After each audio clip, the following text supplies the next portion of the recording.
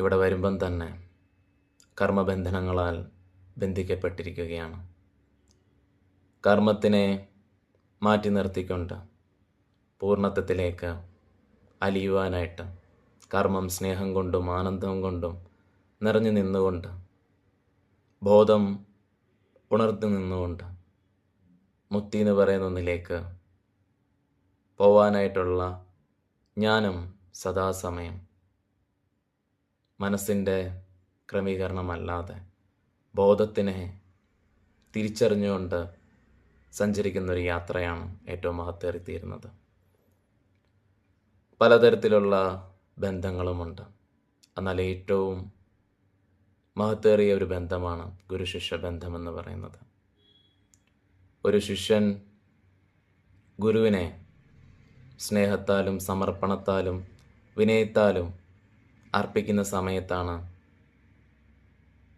ഒരു ഗുരുവിൻ്റെ സാമീപ്യം എന്താണെന്ന് അനുഭവിച്ചറിയുന്നത്. ഒരു ഗുരുവിൻ്റെ പൂർണ്ണ ശക്തിയെ ഉണർത്തിയെടുക്കുന്നത് ഒരാത്മാർത്ഥതയോട് സമർപ്പിച്ചിരിക്കുന്ന ശിഷ്യനാണ്.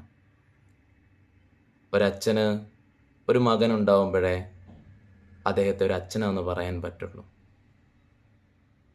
ശിഷ്യൻ്റെ പൂർണ്ണ സമർപ്പണമാണ് ഒരു ഗുരുവിൻ്റെ പൂർണ്ണ മാർഗത്തിനെ ആ ശിഷ്യനായിട്ട് നൽകാൻ പറ്റുന്നത്.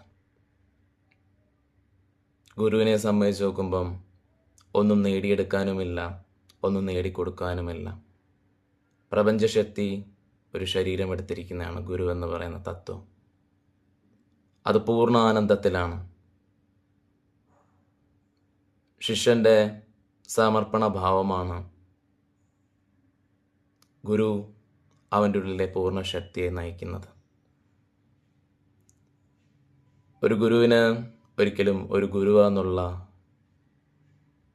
ഭാവമോ ഗുരുവെന്നുള്ള രീതിയിലുമായിരിക്കില്ല നടക്കുന്നത്.